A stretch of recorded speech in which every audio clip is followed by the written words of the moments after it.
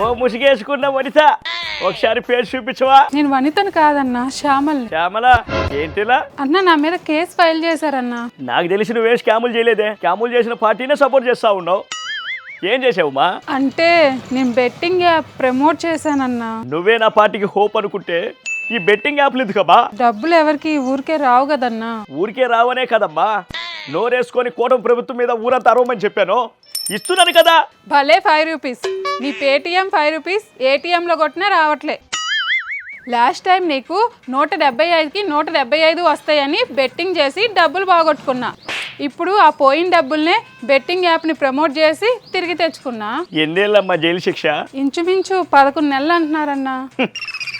11 మంది దొరికారు, 11 నెలలు జైలు శిక్ష. అసలు నాకు ఈ 11కి ఏంట్రా ఇది? నీ పార్టీకి సపోర్ట్ చేసి పాపం చుట్టుకుంది నాకైతే. ఛీ!